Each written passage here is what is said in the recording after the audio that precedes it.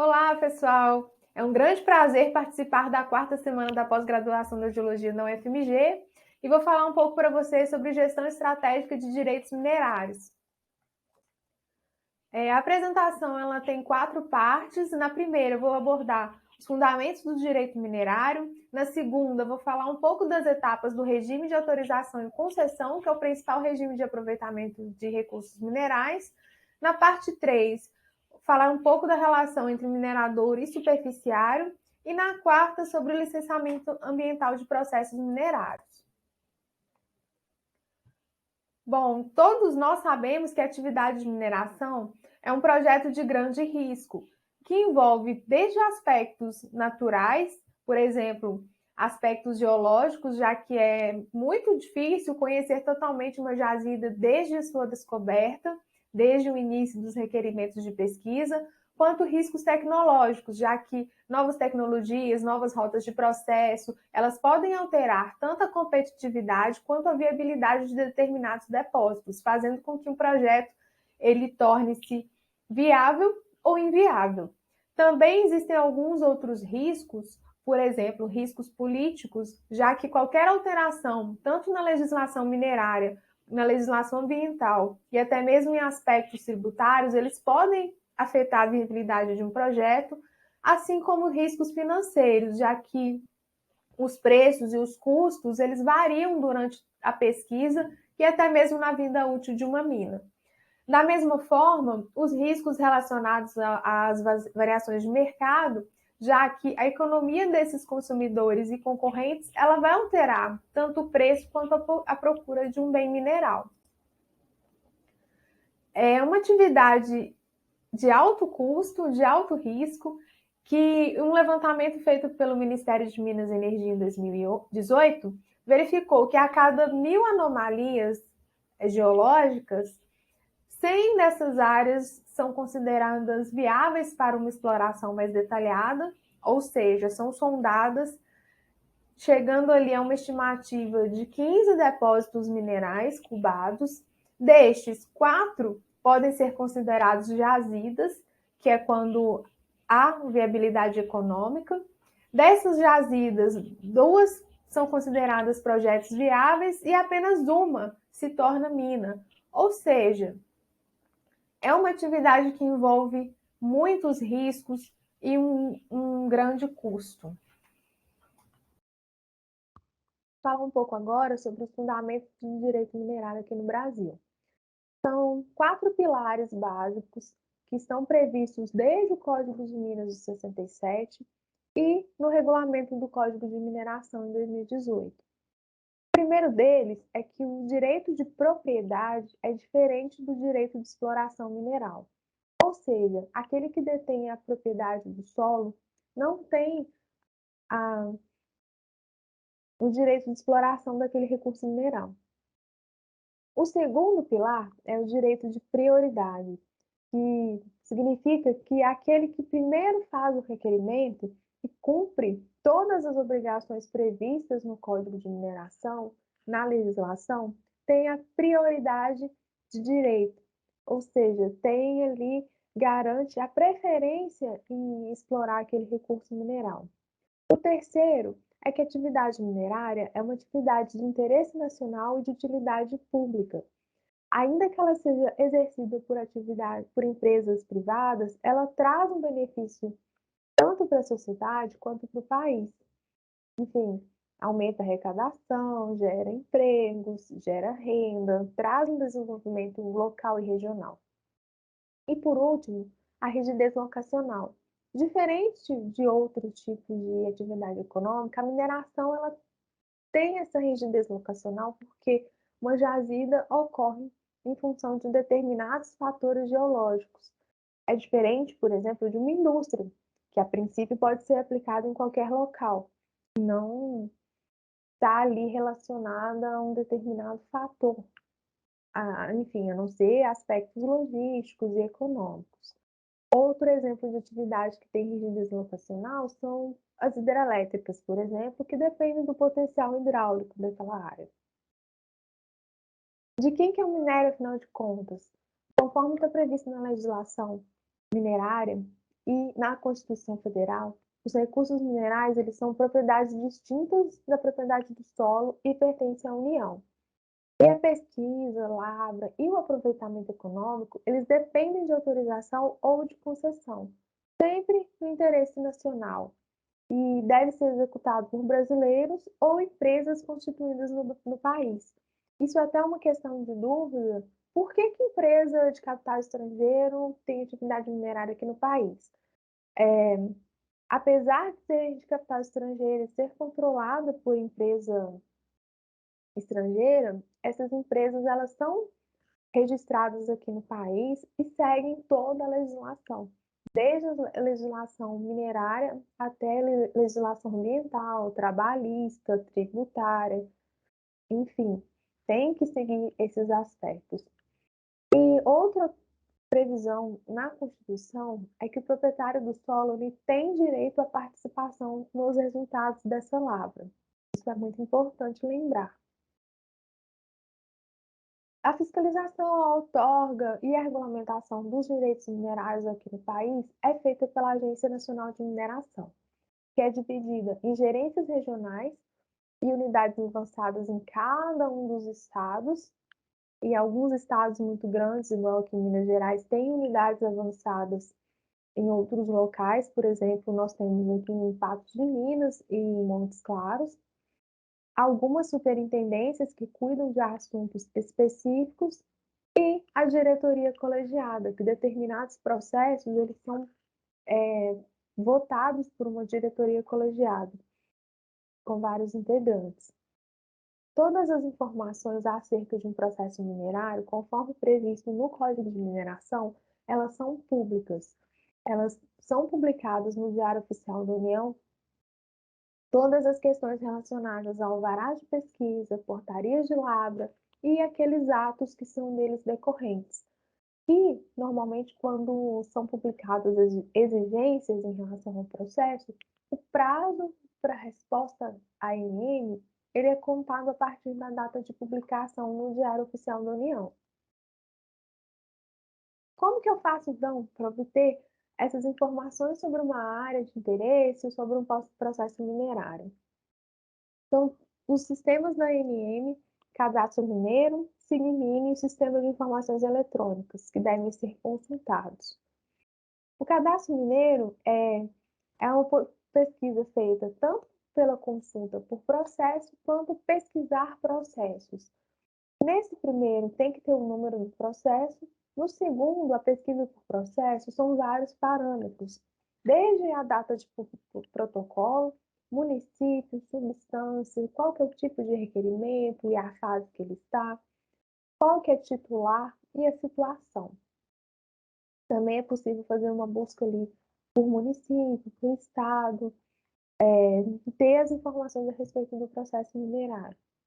O SIGMINE já mostra uma base georreferenciada, aqui um exemplo no estado de Minas Gerais, mostrando todas as poligonais de direitos minerários distribuídos no estado. E a separação também por fase. Aqui em vermelho são as áreas em concessão de lavra, um destaque muito grande aqui para a região do quadrilátero ferrífero. E aí, clicando em cima de cada um dos processos, abre-se uma página similar ao do Cadastro Mineiro, onde tem todas as informações, desde o número, o ano, titular, qualquer substância, até os últimos eventos que foram cadastrados.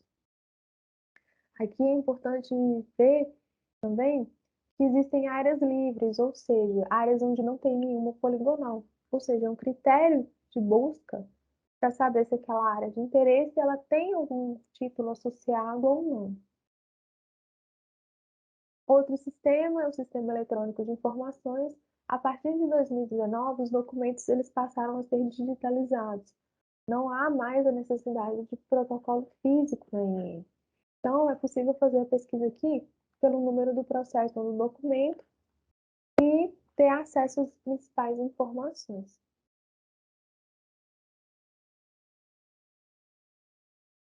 Aqui mostrando a pesquisa processual no SEI, onde alguns documentos nesse exemplo, eles são de acesso restrito, que são aquelas informações minerárias, informações segredo contábil, segredo industrial, até mesmo documentos pessoais, que muitas vezes são protocolados.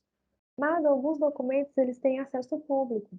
Aí por isso que eu deixo até a dica. Se você precisa de alguma ideia de como fazer um protocolo determinado, pesquisa primeiro pelo assunto em pesquisa livre, em vez de clicar aqui no menu do processo do documento.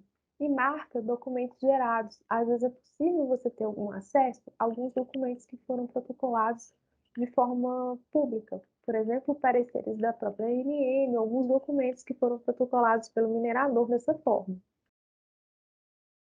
Quem pode ter vistas a processos minerários, tirar cópias, tanto da parte física quanto digital, é o titular, procurador ou responsável técnico.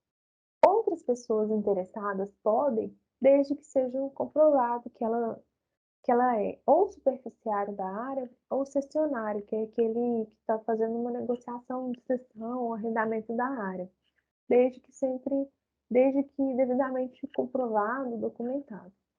E o processo, se ele ainda é físico, ele pode ser acessado nesses escritórios da ANM, que é a Sala do Cidadão.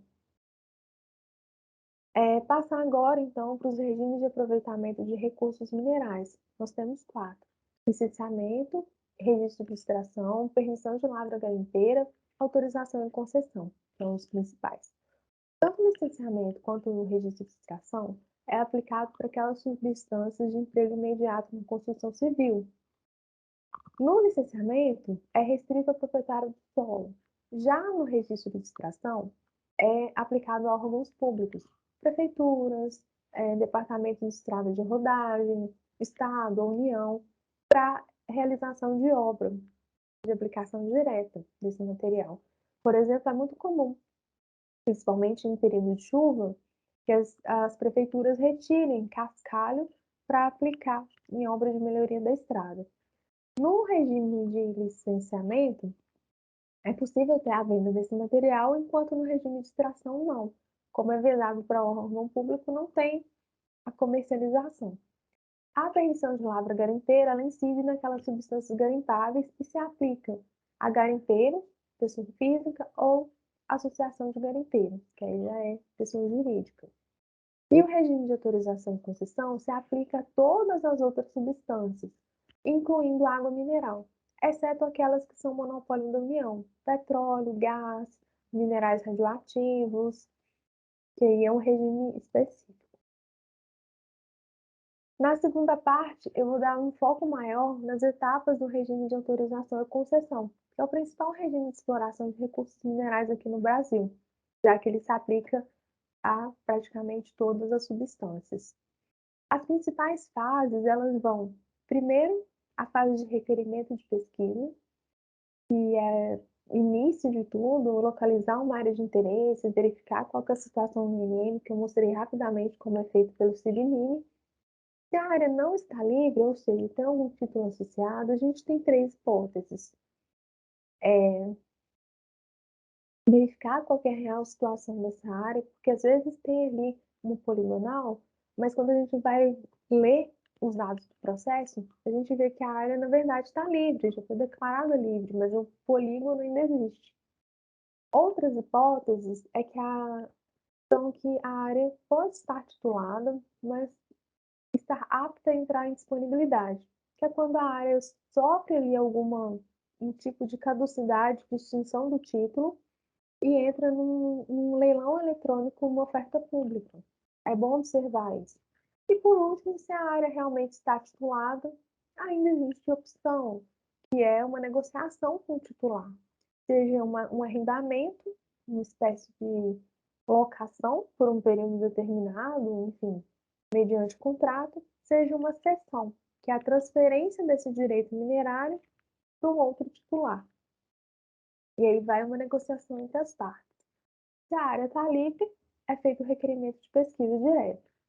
A partir da outorga do requerimento, já temos a etapa de alvará de pesquisa, onde são executados os trabalhos e é feita a avaliação de necessidade ou não de prorrogação e apresentação do relatório final de pesquisa. Esse relatório, quando positivo, ou seja, quando demonstra a existência de uma jazida e é aprovado pela ANM, entra aí no direito de requerer a lavra. A partir do momento que é feito o requerimento de lavra, licenciamento ambiental, obtém-se a concessão de lavra, que é quando finalmente é possível fazer a extração mineral. Como que eu faço para fazer um requerimento de pesquisa? O acesso hoje é pelo Sistema de Requerimento Eletrônico de Pesquisa Mineral, o REPEM, totalmente online desde agosto de 2020. O acesso ele é pelo login único do gov.br por pessoa física ou pessoa jurídica. Nessa primeira etapa não é necessário entrar com o CNPJ, não é preciso ter uma empresa para isso. Dentre os documentos que são apresentados, o primeiro é o plano de pesquisa, que tem que ir lá ser feito conforme uma substância compatível com a geologia regional. A ANM pode indeferir o requerimento de pesquisa se for uma substância impossível de ocorrer naquele determinado ambiente. Os trabalhos de pesquisa eles têm que ser adequados àquela substância de interesse. Também é importante verificar isso. A pesquisa geológica tem que ser condizente com o que se deseja pesquisar. Algumas substâncias são muito simples, não é preciso fazer sondagem geofísica, geoquímica. Por exemplo, uma areia, argila. Outras não, já exigem um trabalho mais adequado, mais detalhado. Da mesma forma, o cronograma ele tem que ser apresentado de forma coerente com o prazo pretendido do alvará, que é de 1 a 3 anos. É inconsistente apresentar, por exemplo, um cronograma de pesquisa em 5 anos, sendo que o alvará tem previsão de 3. Para fazer o requerimento de pesquisa em uma área livre, tem que ser determinada uma poligonal, que é justamente a área de interesse definida por coordenadas geodésicas, seguindo sempre o datum oficial do Brasil, que é o SIRGAS 2000, em rumos verdadeiros, ou seja, norte-sul, leste-oeste. Tem que ser apresentada uma anotação de responsabilidade técnica por geólogo ou engenheiro de Minas e o pagamento de uma taxa em torno de R$ 1.000. A partir da análise desse requerimento de pesquisa, é feito a outorga do alvará. A autorização de pesquisa, então, só é válida a partir da publicação do alvará de pesquisa no Diário Oficial da União. As etapas da pesquisa, então, envolvem ali um projeto que tem previsto no plano de pesquisa, e as obrigações nessa fase, aqui eu listo só algumas, é sempre importante estar atento à legislação minerária. A primeira delas é comunicar a INEM no início dos trabalhos de pesquisa, com 60 dias após a publicação do alvará no Diário Oficial. O segundo passo é obter os acordos com superficiários, para, de fato, começar as atividades no local. Terceiro, realizar essa pesquisa geológica. E aí, é importante destacar que, dependendo da pesquisa, não o acordo com o superficiário ele é mais simples, porque é só ali um mapeamento geológico, uma amostragem de afloramento, não necessariamente algo mais invasivo. Por exemplo, uma sondagem, uma trincheira ou até mesmo uma lavra experimental. Se houver ocorrência de qualquer substância de interesse não prevista no alvará, ela deve ser prontamente comunicada à ANM, sob pena de multa, enfim. E, além disso, durante o decorrer do alvará de pesquisa, é necessário fazer o pagamento da taxa anual por hectare, no valor atualmente de R$ 3,70 durante o prazo original da pesquisa e R$ 5,50 durante a prorrogação. Lembrando que o não pagamento da taxa anual por hectare, ele gera também multa, e a recorrência disso gera até a caducidade do alvará. A pessoa pode perder seu alvará de pesquisa. No final, durante, na verdade, a vigência do alvará da pesquisa, o minerador tem que avaliar se há ou não necessidade de pedir prorrogação. Se houver necessidade de pedir prorrogação, tem que ser protocolado um relatório parcial. Se não, se houver ali a cubagem de meia-vida, é protocolado um relatório final de pesquisa, onde contém a descrição de todos os trabalhos que já foram realizados ou no caso do relatório parcial, aqueles que ainda estão programados e os resultados da pesquisa. sempre elaborado por profissional habilitado, ou seja, geólogos, às vezes engenheiros de minas também, dependendo da situação. Esse relatório é dispensado em caso de renúncia antes de um terço do prazo de vigência do alvará, ou seja, se o alvará tem 3 anos e eu faço minha renúncia com menos de um ano, ou mesmo se tem uma ausência desde que comprovada de ingresso na área, esse relatório é dispensado. Se não é devido e a não apresentação leva a multa. E, recentemente, foi publicada uma resolução que apresenta todas as diretrizes para avaliação e declaração de recursos e reservas de acordo com critérios internacionais, que é o Sistema Brasileiro de Recursos e Reservas. Isso tem que ser observado a partir de agora para a elaboração dos relatórios dos trabalhos de pesquisa. E é possível extrair substâncias minerais antes da outorga da concessão de lavra? A resposta é sim, previsto desde o primeiro Código de Mineração de 34, que são as pequenas quantidades que são suficientes para análise e ensaios em escala industrial, que é um instrumento denominado guia de utilização, mas apenas em situações excepcionais, que são aferição de viabilidade técnica e econômica da lavra ou realização de ensaios industriais. Por exemplo, às vezes é preciso fazer teste em escala não apenas de laboratório, mas em escala industrial.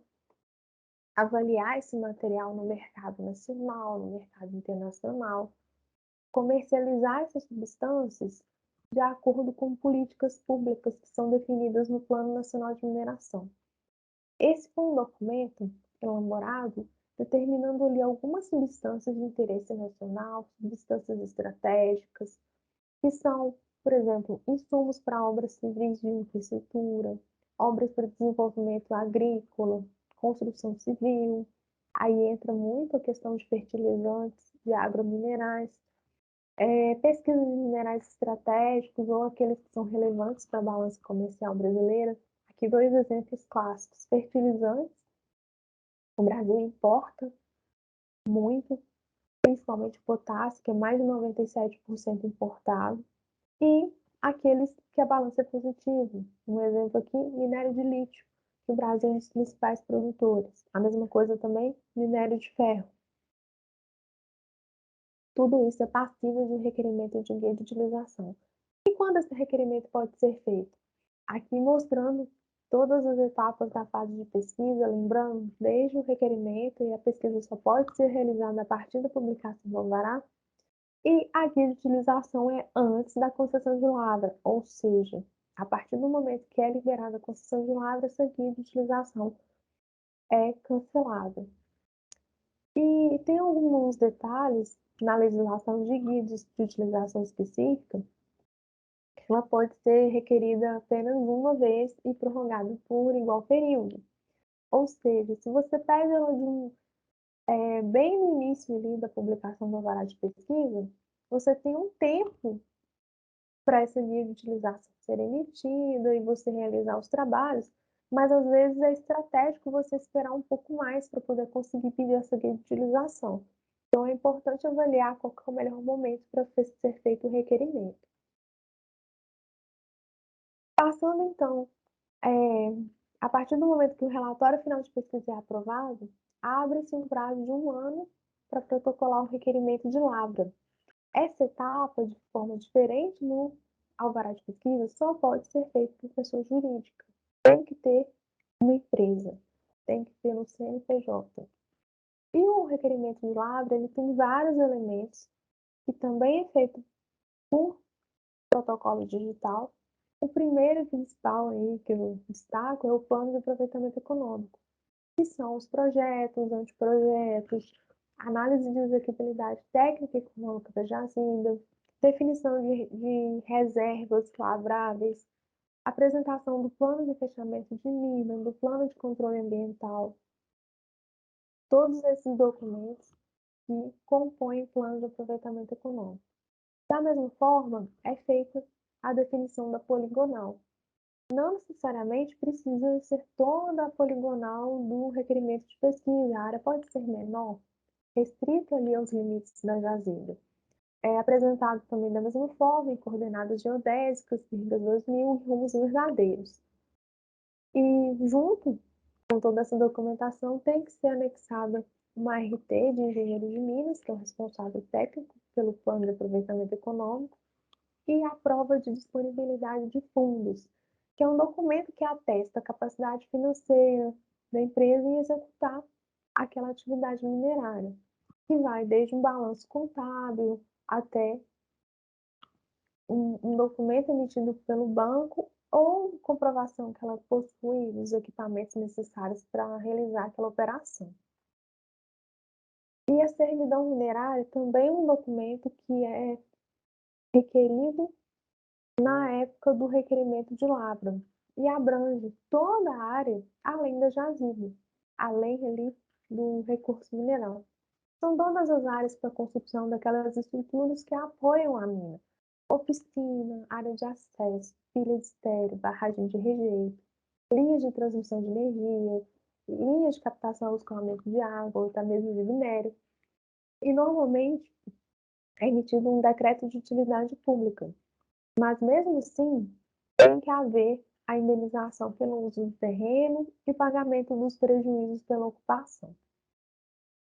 O grupamento mineiro, após a emissão das concessões de lavra de uma mesma empresa, para a mesma substância, em áreas mineralizadas que são contínuas, é possível solicitar o grupamento mineiro. Isso permite que várias concessões de lavra sejam agrupadas em um processo só, permitindo, então, uma atividade em conjunto entre esses processos minerários de uma forma mais otimizada. Por exemplo, um sequenciamento de lavra de um minério de baixo teor numa área com minério de alto teor em outra área, permitindo fazer um blend, uma atividade ali otimizada, até mesmo mais sustentável. Ele é feito também de forma eletrônica e junto tem que apresentar uma justificativa técnica e econômica do porquê isso é viável, porque isso é interessante. Da mesma forma que na fase de alvará de pesquisa, o titular de uma concessão de lavra tem uma série de obrigações. É importante verificar a legislação, que está sempre atualizando. Esse é o primeiro passo para garantir o cumprimento de todos os prazos. Sempre verificar o site da ANM, que ele está atualizado com todas as informações. Basicamente, eu listo aqui 5 grupos de informações de obrigações desse titular.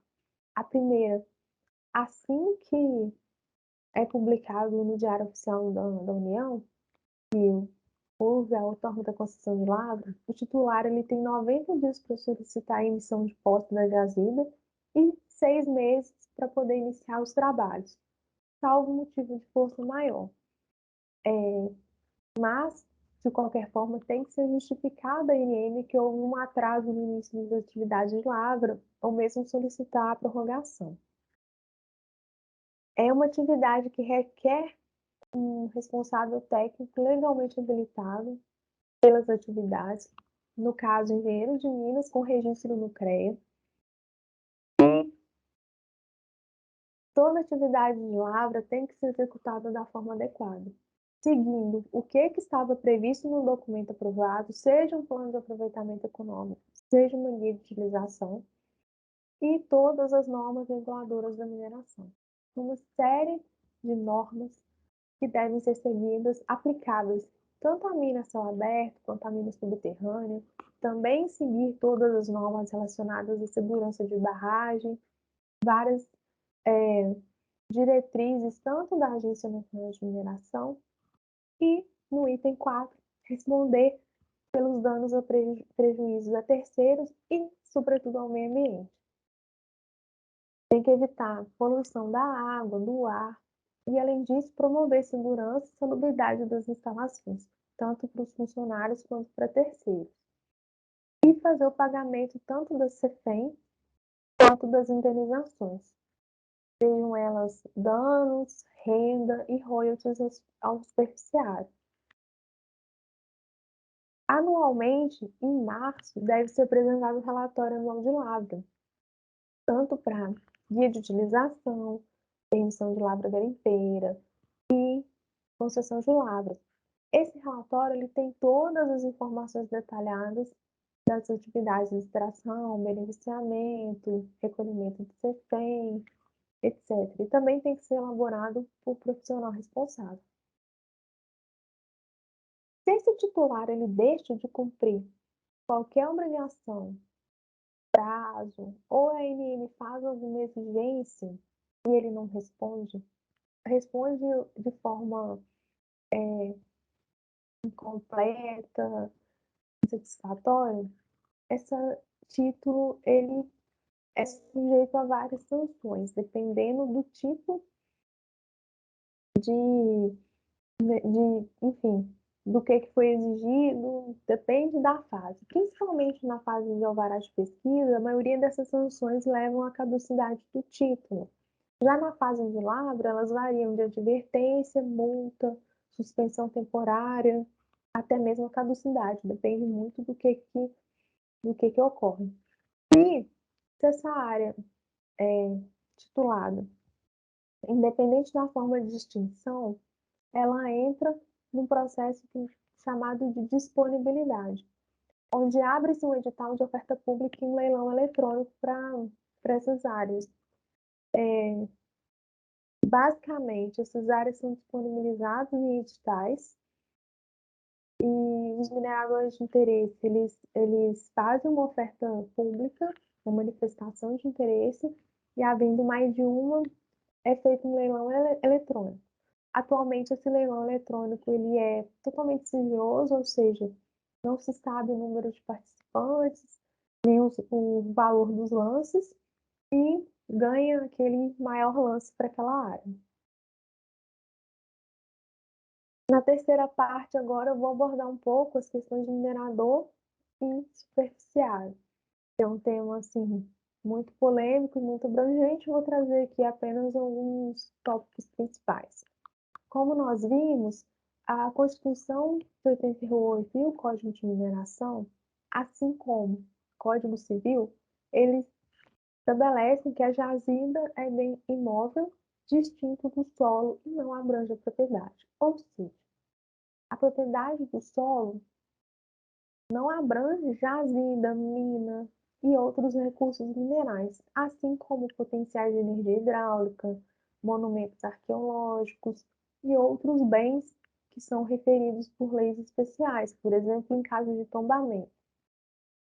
E também a Constituição de 88 prevê que esse processo de desapropriação ele seja feito por uma indenização em dinheiro, salvos aqueles casos previstos na Constituição. E aí entra a parte de acordo com o superficiário, que é o primeiro passo na fase de pesquisa, que pode ser amigável, logicamente que é preferível isso, quanto uma ação judicial, que às vezes é muito comum. Na fase de pesquisa, o superficiário ele tem direito a pagamento de renda e indenização pela ocupação e os danos causados pela pesquisa. No caso de mapeamento geológico, é algo mais simples, realmente de superfície, mas no caso, por exemplo, de uma sondagem, tem que abrir ali um acesso, abrir uma trincheira, tirar uma cerca, ou no caso, por exemplo, de uma linha de utilização, que é realmente uma atividade de lavra, vai ter ali um impacto. É feito pagamento no mínimo do, no valor da renda, que é o rendimento líquido máximo da propriedade, a indenização, que é inferior ao valor venal da propriedade, e no caso de áreas públicas, não há esse pagamento, então, de renda, apenas o pagamento de danos e prejuízos.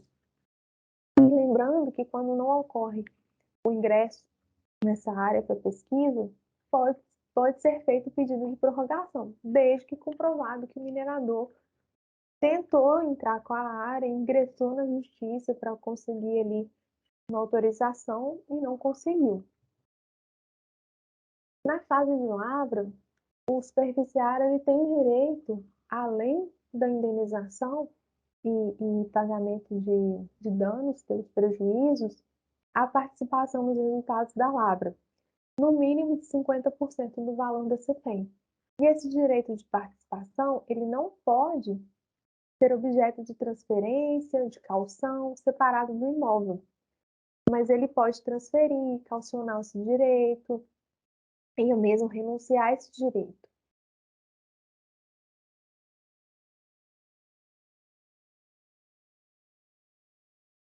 CETEM está prevista na Constituição Federal a compensação financeira pela exploração mineral. Dentre os fatos geradores, nós temos o consumo, a transformação industrial e a venda. E a base de cálculo, no caso da venda, é o faturamento líquido deduzido dos tributos pela venda, que são PIS, COFINS, despesas com frete e seguro, ou então, no caso de transformação industrial ou consumo, a soma das despesas diretas e indiretas até o momento da utilização. As alíquotas variam de 0,2% no caso de pedras preciosas, carbonados, metais nobres, 1% para ouro, 2% para ferro, fertilizante, carvão e outras substâncias, e 3% para alumínio, manganês, algema, potássio. Agora, a última parte sobre licenciamento ambiental de atividades minerais. Conforme previsto na Constituição Federal, no artigo 225, todos têm direito ao meio ambiente ecologicamente equilibrado, que é um bem de uso comum do povo e essencial à qualidade de vida, sendo que é dever do poder público e da coletividade defender e preservar o meio ambiente para as presentes e futuras gerações.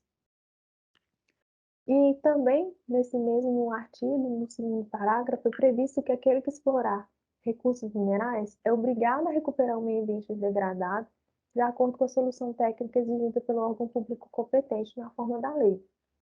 Aqui um exemplo, em 1969, a região que hoje é o condomínio Lagoa dos Ingleses era uma mineração do Anglo-Gold Achante. A legislação federal ela é muito ampla. Aqui só um exemplo da Lei Ordinária 7.825 de 1989, que prevê que trabalhos de pesquisa em lavra em área de conservação eles dependem de autorização prévia do órgão que as administre e que o titular de autorização de pesquisa, permissão de lavra garimpeira, concessão de lavra e licenciamento e manifesto de mina responde pelos danos causados ao meio ambiente. Já é um princípio constitucional. A Resolução CONAMA 237 de 97 define as atividades sujeitas ao licenciamento ambiental. Aqui os exemplos na categoria de extração e tratamento de minerais, que são sujeitos a licenciamento, vão desde a pesquisa mineral quando tem uso de utilização, lavra a céu aberto ou subterrânea, com ou sem beneficiamento, inclusive em aluvião, lavra garimpeira e perfuração de poços para a produção de petróleo e de gás.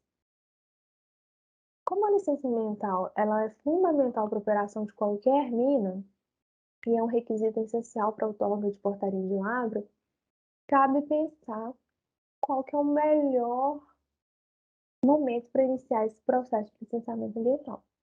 Se a gente pega todas as etapas no regime de autorização e concessão, lembrando que, primeiro, a INM aprova aquele relatório final de pesquisa. A partir daí, abre-se um ano para apresentar o requerimento de lavra, que o minerador tem em termo legal, podendo ser ou não ser prorrogado. E a INM analisa esse PAE, se ele é aprovado, ela solicita a licença ambiental. E após o protocolo da licença ambiental, que tanto a Agência Nacional de Mineração ou o Ministério de Minas e Energia, dependendo da substância, outorgam a portaria de lavra. Então, é muito importante que esse processo de licenciamento ambiental ele seja conduzido de forma que não atrase o seu processo de apresentação da licença ambiental. Lembrando que nós temos vários tipos de licenciamento ambiental, e ele é conduzido, dependendo do empreendimento, a nível federal, estadual ou mesmo municipal. Alguns municípios, a exemplo aqui no estado de Minas Gerais, eles podem sim, regularizar processo de licenciamento ambiental. Outros não, já se eles abrangem mais de um estado, rios, de influência nacional, aí eles são conduzidos a nível federal. E o licenciamento ele pode ser trifásico ou simplificado. No caso do licenciamento trifásico, são empreendimentos grandes, onde a licença ambiental precisa ser em 3 etapas, que são a licença prévia, licença de instalação e depois a licença de operação. Ou o licenciamento mais simples, que obtém direto a licença de operação ou uma licença concomitante. Em qualquer caso, essa licença ambiental ela vai ser emitida com base em estudos ambientais, sejam eles mais simples ou eles ou estudos mais complexos, por exemplo, o EIA-RIMA, que é um estudo que demora mais ou menos um ano para ficar pronto, no mínimo, já que tem que ser feitos os levantamentos no período seco e no período chuvoso. Então, como é um processo longo e demorado, ele tem que ser conduzido de modo a não atrasar o meu cronograma perante a Agência Nacional de Mineração. Bom, para concluir, a gente vê que são muito mais do que 5 etapas. Da identificação de uma anomalia natural, a parte de pesquisa mineral estimativa de recursos, realização de ensaios tecnológicos, estudo de mercado, atestar ou não, né, a viabilidade técnica e econômica e a viabilidade ambiental, que também é muito importante, e fazer todo o processo de licenciamento e implantar uma mina, tem outras etapas envolvidas. São trabalhos e estudos específicos, atividades que precisam ser interligadas, ou seja, a equipe de planejamento de lavra tem que conversar com a equipe de meio ambiente, tem que conversar com o pessoal da análise econômica, tem que entender como tudo isso vai se inserir no mercado, ou seja, são equipes multidisciplinares. Da mesma forma, vários órgãos reguladores, dependendo da atividade. A gente tem, no mínimo, a Agência Nacional de Mineração e os órgãos ambientais. Algumas atividades, por exemplo, entra aí o Ministério da Agricultura, Departamento de Infraestrutura. É uma atividade, como a gente viu, de alto risco, onde os investimentos são crescentes, à medida que se avança ali no cronograma, e o retorno é sempre a longo prazo. São projetos com longos períodos de maturação. Ou seja, todo investimento durante a pesquisa, ele só vai ser alcançado na etapa de lavra, que é quando tem ali a venda do produto mineral. Ou seja, o gerenciamento estratégico de direitos minerários, ele busca uma avaliação integrada. O objetivo é não só cumprir prazos e as obrigações previstas na legislação minerária e manter o processo ativo, mas também desenvolver o projeto como um todo, desde as etapas iniciais do requerimento de pesquisa até o licenciamento ambiental da futura mina. É isso, pessoal. Muito obrigada, eu agradeço a toda a comissão de organização da Semana da Geologia da UFMG. Agradeço a todos que assistiram o vídeo. Deixo aqui também meu contato, caso alguém tenha alguma dúvida e queira discutir um pouco mais sobre o assunto. Agradeço a participação de todos. Até mais.